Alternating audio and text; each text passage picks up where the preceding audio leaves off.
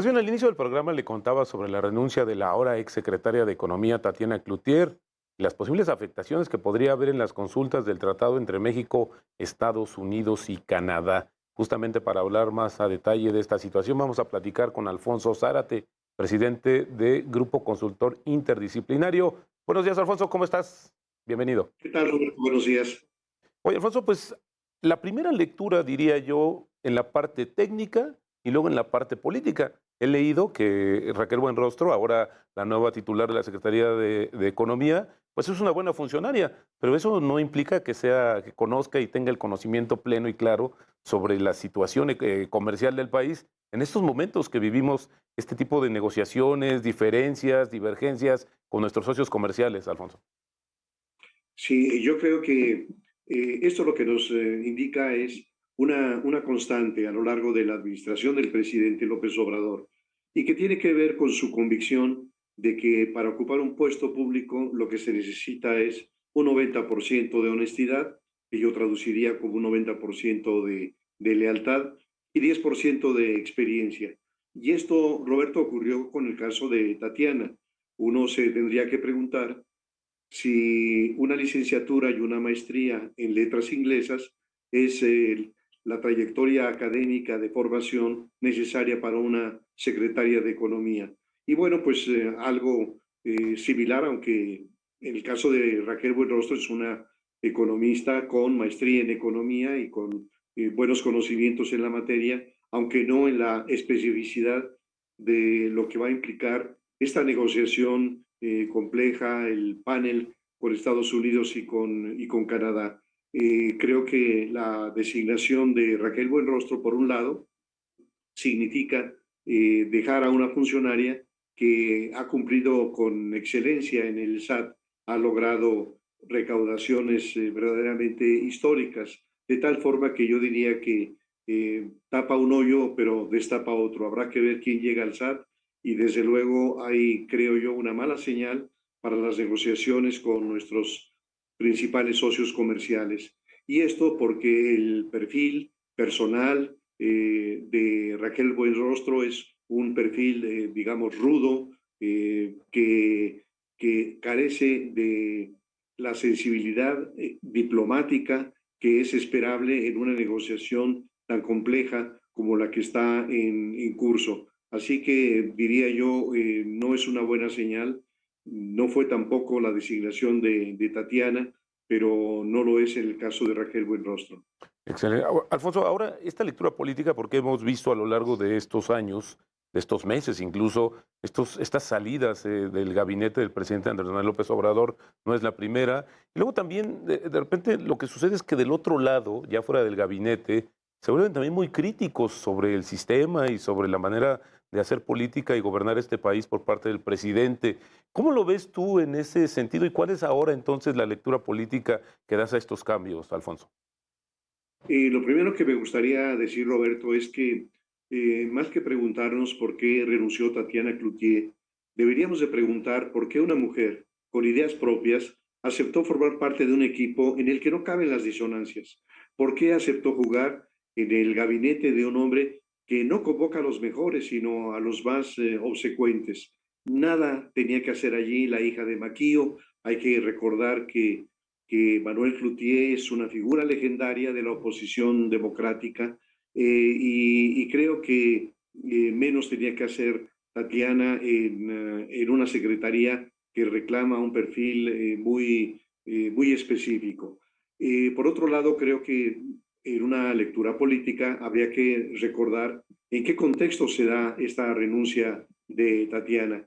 Y diría que la renuncia se da en un contexto muy adverso para el presidente López Obrador y para su gobierno, cuando el hackeo de este grupo denominado Guacamaya muestra que la Secretaría de la Defensa Nacional, la que está para defendernos de un extraño enemigo, no es capaz de resguardar sus propios archivos. Y esta renuncia se da también en un momento en que el tema de los 43 desaparecidos de la Normal de Ayotzinapa revela el hartazgo de los padres de los desaparecidos ante lo que consideran pobres resultados de la comisión investigadora. Y cuando se confirma la participación de integrantes del ejército en los hechos de Iguala. Y creo que también la renuncia de Tatiana se inscribe en días difíciles para el presidente cuando se divulga una corrupción en Segalmex, cuya cuantía podría ser superior a la de la estafa maestra, y cuando se anuncia la publicación de un libro, El Rey del Cash, de Elena Chávez, que según se anuncia va a revelar el manejo financiero de Andrés Manuel y va a dilucidar cómo pudo sobrevivir tantos años fuera de la economía formal. Por otro lado, me gustaría recordar que Tatiana Cloutier ha sido una activista desde la sociedad civil, esa sociedad que tanto denosta el presidente de la República. Participó con mucha enjundia en el Grupo San Ángel, que fue quizá la iniciativa ciudadana más sobresaliente e influyente previa a la alternancia del año 2000. En esos años yo tuve la oportunidad de conocerla y, por cierto, en la última reunión del Grupo San Ángel, que se realizó en mi casa, los coordinadores del grupo le pedimos a Tatiana que hablara a nombre de todos.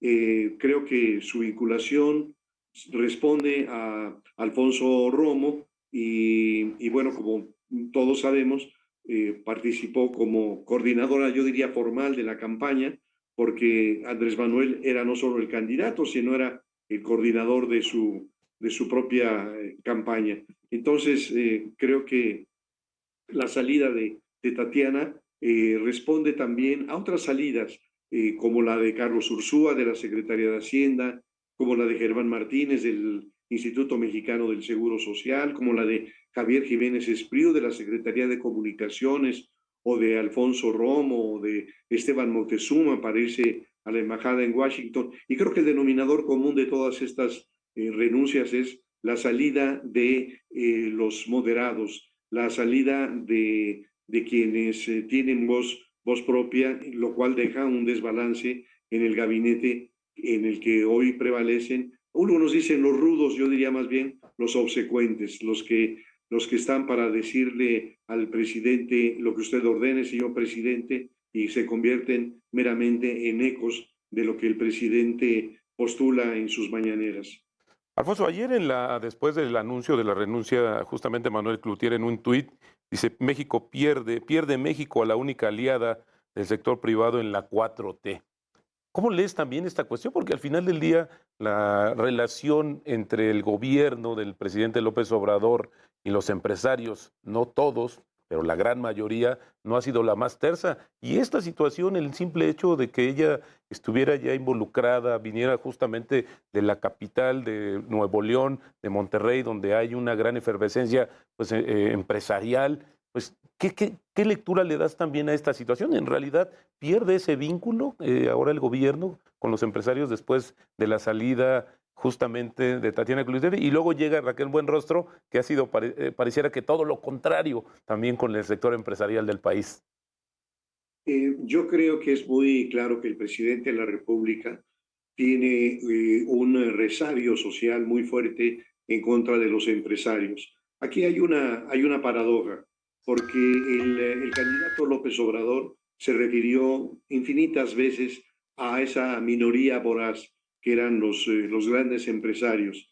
La paradoja es que varios muy destacados miembros de esa llamada minoría voraz hoy son de los más cercanos al presidente de la República, que el presidente integró un consejo empresarial asesor en donde están algunos de esos supuestos minoría voraz que denunciaba el candidato López Obrador. Entonces yo lo que percibo en el gobierno es una actitud en donde por una parte maltrata a los empresarios. Hay que recordar que en los primeros meses de la pandemia una serie de diálogo de distintos organismos empresariales planteó una propuesta para enfrentar desde una perspectiva socioeconómica este desafío de la pandemia. Y el presidente no se dignó ni siquiera leer la propuesta. Entonces, para él hay dos: el pequeño núcleo de los multimillonarios con los cuales se reúne, los invita a desayunar tamales de chipilín a Palacio Nacional y les pide su cooperación, y el resto. Entonces yo creo que si Alfonso Romo cubrió este papel de interlocutor con los grandes empresarios, ese papel ya no lo pudo cubrir Tatiana Cloutier porque no tiene el peso específico que tenía Alfonso Romo. Y como tú lo ves, yo coincido, yo creo que el mensaje de Raquel Buenrostro es un mensaje de distancia, de dureza, y desde luego que aquellos empresarios, sobre todo de los organismos empresariales, que tenían una relación fluida con Tatiana, hoy no la van a tener. Así que desde ese punto de vista, creo que por un lado hay que esperar, ojalá que no se dé, pero hay que esperar que en las negociaciones con nuestros socios comerciales haya una dureza por parte del gobierno mexicano, y por el otro también el que haya pocos esfuerzos para incentivar la inversión productiva en el país. Tienes toda la razón, de Alfonso Zárate, presidente del Grupo Consultor Interdisciplinario. Gracias, gracias por participar, por tus atinados comentarios y ya veremos, porque como tú dices, hay muchas dudas por delante con esta situación del TEMEC y esta vinculación con el sector empresarial. Gracias, Alfonso, muy buenos días.